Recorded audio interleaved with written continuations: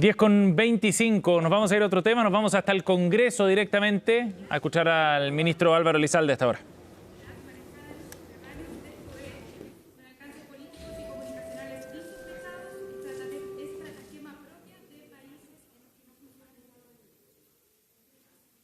Bueno, en primer lugar, nosotros esperamos que estos hechos sean esclarecidos.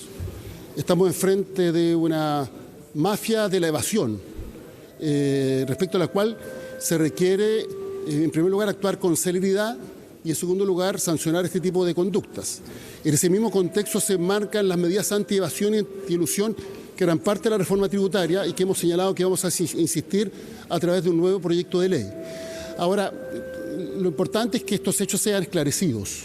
Son hechos gravísimos que nosotros condenamos enérgicamente y el Ministerio Público debe contar con todas las herramientas necesarias para el total esclarecimiento y para la aplicación de las sanciones por parte de la justicia en caso de que se acrediten los delitos correspondientes.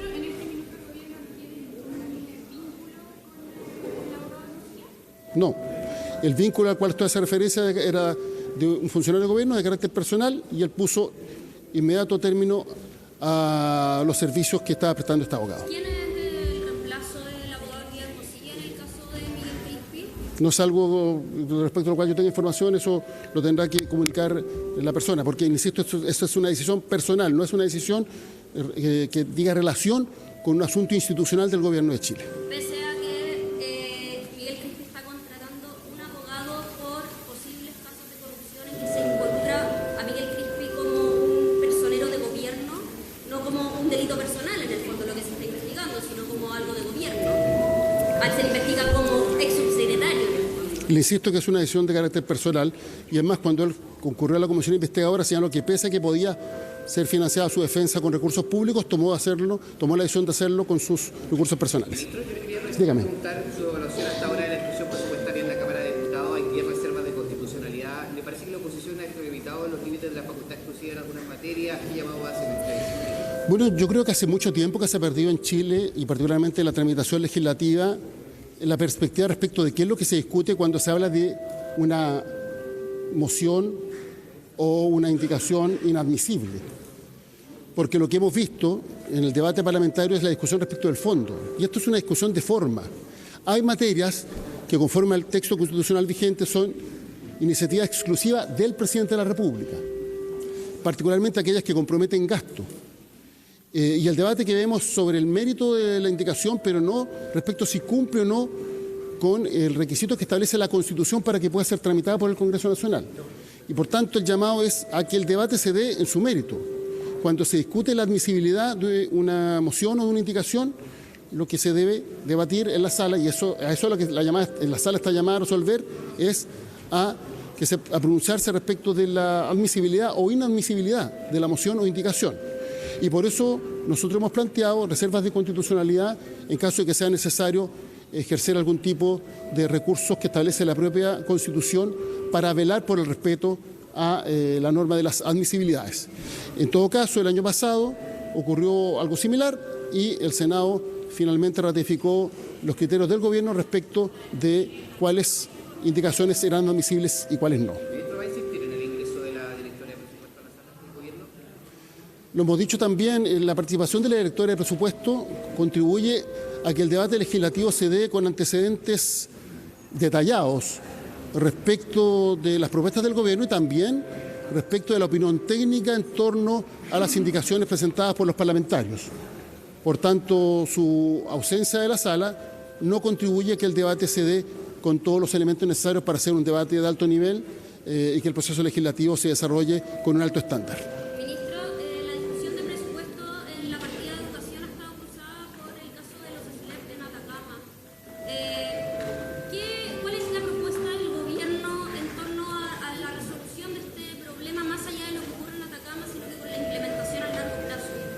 Bueno, el ministro de Educación ha tenido un trabajo muy activo dialogando primero con los actores en la zona, lo que ha permitido que los profesores hayan anunciado el levantamiento del paro, que ha generado un enorme daño en las niñas y niños. Aquí lo importante es que nos concentremos en las niñas y niños que se han visto afectados por esta situación y también ha estado desarrollando diálogo con distintas fuerzas políticas con el objeto de generar entendimientos sustantivos que nos permitan aprobar un presupuesto que es fundamental para nuestro país. El presupuesto de educación, ustedes saben que es fundamental para Chile y estamos en el proceso de diálogo para contar con las mayorías necesarias para su aprobación. Ministro, yo quería preguntar antes de que se vaya sobre también la posibilidad de preguntarle si esto sorprende que un abogado de la trayectoria que tiene él se ve involucrado en el proceso, y lo pregunto porque hace una señalaban que este tipo de situaciones son más comunes.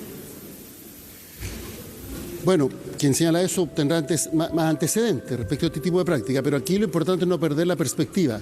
Este tipo de prácticas son condenables, son inaceptables. Estamos en presencia de mafias de evasión que tienen por objeto finalmente perjudicar a todas las chilenas y chilenos, porque se evita que se paguen tributos que son imprescindibles para financiar el gasto social, que está orientado principalmente a mejorar la calidad de vida de los sectores medios y los sectores vulnerables de la sociedad chilena.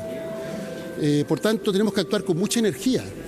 Y esto implica, en primer lugar, que todos los antecedentes se entreguen a los organismos encargados de la persecución penal, el Consejo de Defensa del Estado y el Ministerio Público. Adicionalmente, que los dos organismos donde se habrían desarrollado este tipo de prácticas realicen las investigaciones internas para aplicar las sanciones administrativas correspondientes, en caso de que así se acredite. Y finalmente, que estos hechos no queden en la impunidad. Es decir, que se establezcan las sanciones penales correspondientes. Y adicionalmente es necesario modernizar nuestra legislación. A propósito de todos estos hechos, el Gobierno ha sido muy activo presentando una agenda pro probidad, pro transparencia, una agenda de seguridad de alto estándar. Hemos acogido gran parte de las ideas que han propuesto, por ejemplo, bancadas de la oposición o la bancada del Partido Demócrata, del Partido Demócrata Cristiano, también los del oficialismo, con el objeto de avanzar en una agenda integral que nos permita contar con más y mejores herramientas para erradicar este tipo de conductas en nuestro país y para garantizar que en caso que se cometan, se sancionen de manera ejemplar. Muchas gracias.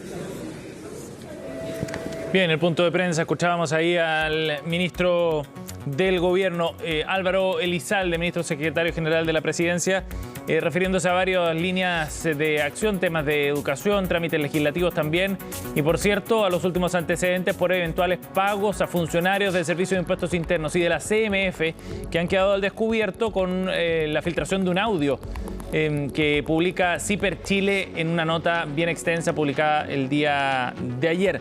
Es el tema sin duda más importante de las últimas horas, el que marca la pauta y el que está de alguna manera generando reacciones durante el día de hoy. Ya estaremos recabando más antecedentes desde el Congreso también en otros ámbitos a propósito de este caso. Nos vamos a la pausa, 10:33. Ya seguimos con más de Noticias Express.